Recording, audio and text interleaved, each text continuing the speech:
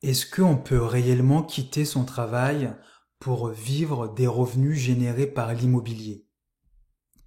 Salut à toi, ici Jean-Pierre d'Enchères Immo Club, ton expert dans les ventes aux enchères immobilières judiciaires. Dans cette nouvelle vidéo, je vais répondre à une question qui revient très souvent. C'est j'en ai marre de mon travail, est-ce que je peux quitter ce travail et me lancer à 100% dans l'immobilier et vivre des rentes générées par mon patrimoine immobilier?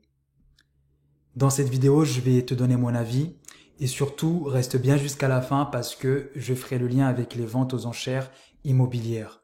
Et puis, si tu n'es toujours pas abonné à cette chaîne, sache que toutes les semaines, je publie une vidéo sur le sujet autour des ventes aux enchères immobilières. Donc, si ce sujet t'intéresse, abonne-toi, tu le regretteras pas.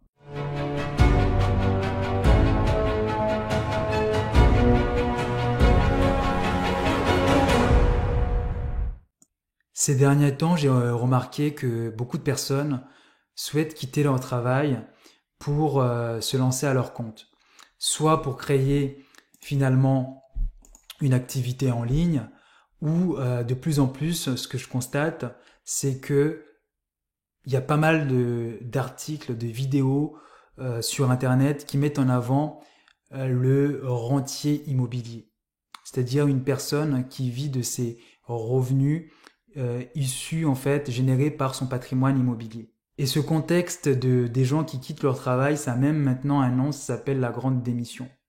Donc il y a une statistique qui est sortie dernièrement où en fait, au cours des 12 derniers mois, les 3/4 des salariés ont vu un collègue quitter, partir en fait de l'entreprise.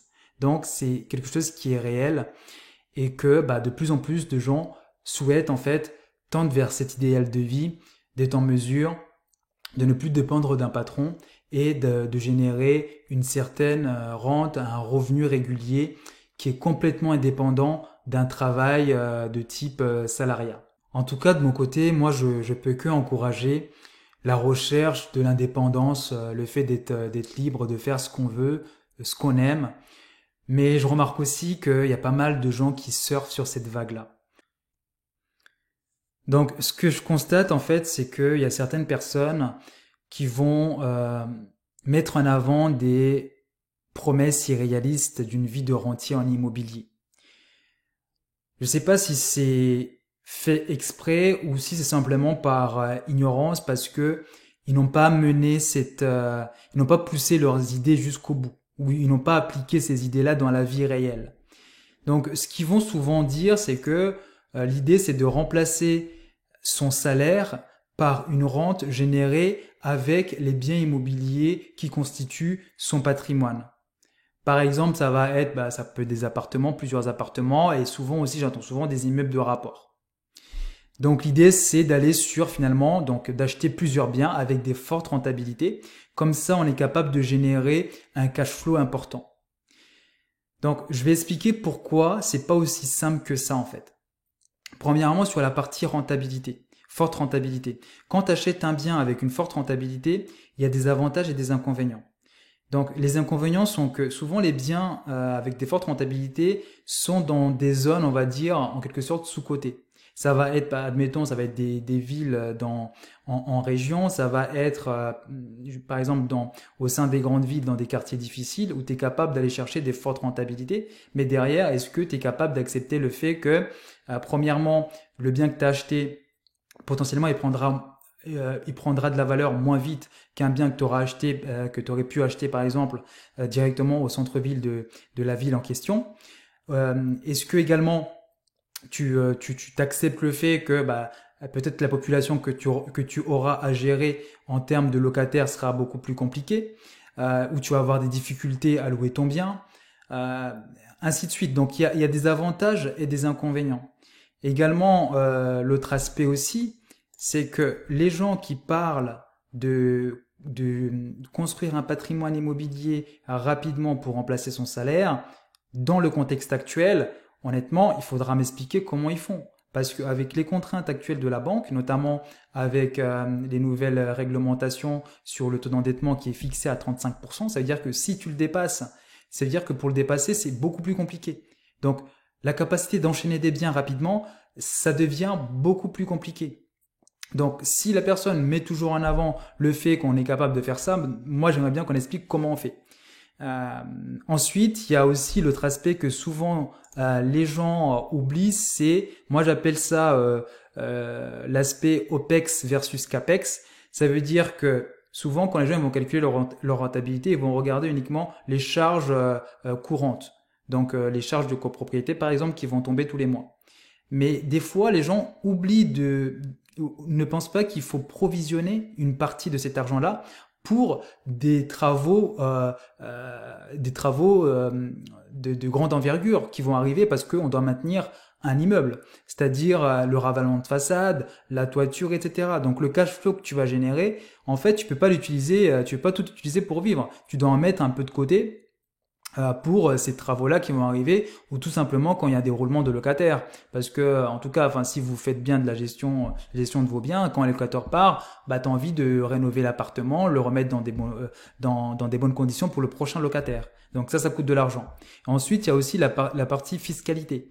Donc, sur la partie fiscalité, souvent, en fait, ce qui se passe, c'est que en début, quand tu commences à construire ton patrimoine, donc tu es capable, en fonction donc, du régime fiscal que tu vas prendre, là je vais prendre un exemple, par exemple tout ce qui est LMNP, tu es capable de déduire certaines charges, donc les travaux que tu vas faire, etc. Et aussi les intérêts de crédit.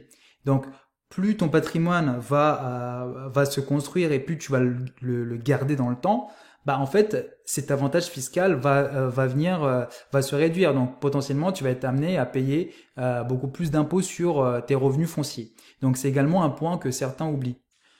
Maintenant, je vais te donner mon avis sur comment tu peux remplacer ton salaire par une rente générée par tes biens immobiliers.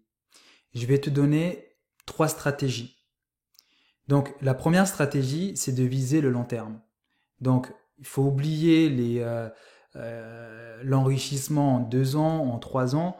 Il faut plutôt partir sur 8, 10 ans. Je sais que ça fait pas plaisir à entendre, c'est douloureux, mais au moins ça c'est quelque chose qui marche. Et moi-même je l'ai expérimenté. Donc la stratégie c'est de se fixer des objectifs, d'acquérir, admettons, un bien tous les ans.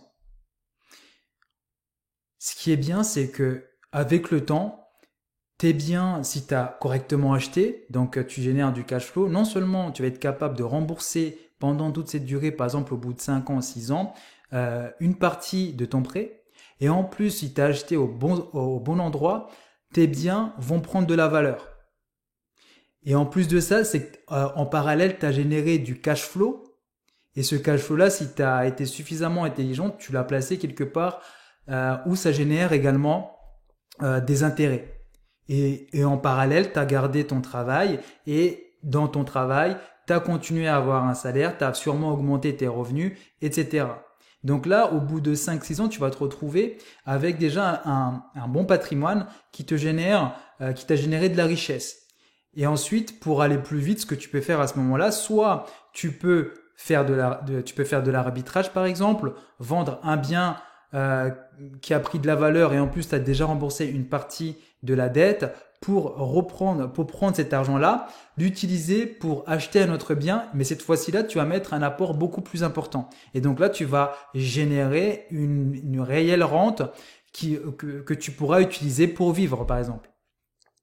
Ou encore, tu peux tout simplement faire un regroupement de crédits pour en fait avec pour objectif, par exemple, si admettons tu as remboursé 7 ans, tu fais un regroupement de crédit, tu demandes à ce qu'on rallonge sur ce nouveau prêt, tu demandes qu'on rallonge ton prêt de 7 ans en plus.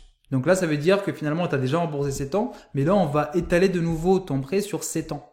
Et donc là, ça veut dire que tu vas diminuer tes mensualités, ça va générer encore plus de cash flow. Donc ça, c'est la première stratégie que je te partage. La deuxième stratégie, qui peut être appliquée avec la première, c'est optimiser ton patrimoine immobilier. C'est-à-dire que admettons, tu as commencé à acheter tes appartements, mais là, cette fois-ci, tu vas, Pour faire simple, te créer un deuxième job, c'est d'optimiser ton patrimoine. Ça va être de faire, admettons, de la colocation sous forme de Airbnb, c'est-à-dire que tu vas louer tes chambres sous forme de Airbnb juste pour maximiser en fait ton cash flow. Tu vas aller sur des projets beaucoup plus complexes, ça va être, admettons, de la division. Tu peux aller également sur des biens beaucoup plus atypiques que tu rénoves totalement. Donc là, tu vas aller chercher de la valeur en t'investissant davantage dans l'optimisation de ton patrimoine immobilier. Ensuite, le troisième point, et là j'ai vu des gens vivre de l'immobilier en utilisant cette stratégie, c'est l'achat-revente. Mais là, c'est un nouveau métier, tu deviens marchand de biens. Mais honnêtement, c'est un vrai métier, quoi. C'est un vrai métier, c'est assez complexe. Moi, je le recommande pas à quelqu'un qui débute dans l'immobilier parce que c'est non seulement pour le financement, c'est très compliqué pour avoir du financement et ensuite, ce qu'il faut avoir en tête, surtout quand on débute, c'est que admettons, tu peux faire une première, tu peux faire trois ou quatre bonnes affaires où à chaque fois, tu achètes, tu rénoves, tu revends, tu prends une plus-value, tu fais grossir en fait ton cash. Puis ensuite, au bout de la 5e opération, ben là, tu fais une affaire et ça marche pas. Ça marche pas, admettons, tu rénoves, etc., mais tu n'arrives pas à vendre au prix que tu veux. Et donc là, tu perds tout simplement ton argent et le travail que tu as réalisé les 4 dernières années, quoi. Donc, c'est extrêmement risqué de se lancer là-dedans. Maintenant, comment les ventes aux enchères peuvent t'aider à atteindre tes objectifs? En fait, c'est très simple. C'est que dans les ventes aux enchères, tu es capable d'acheter des biens en dessous des prix du marché. Donc, tu es capable d'aller acheter un bien qui sont décotés jusqu'à 45% en dessous des prix du marché, même voire au-delà. Et ensuite, mettre ces biens en location. Donc, tu comprends bien que tu es capable de générer finalement un cash flow qui est beaucoup plus important que si tu passais par le circuit classique. Souvent, comme je le mentionnais un peu plus tôt, sur le circuit classique, pour avoir des rentabilités qui vont au-delà de 10%, il faut se mettre en danger sur les biens qu'on achète. Quand je dis se mettre en danger, c'est aller dans des coins, on va dire, peu recommandables ou s'éloigner, aller en région. Donc là, avec les ventes aux enchères, tu es capable de trouver un appartement en région. Je prends toujours l'exemple de la région parisienne parce que c'est ce que je connais le mieux.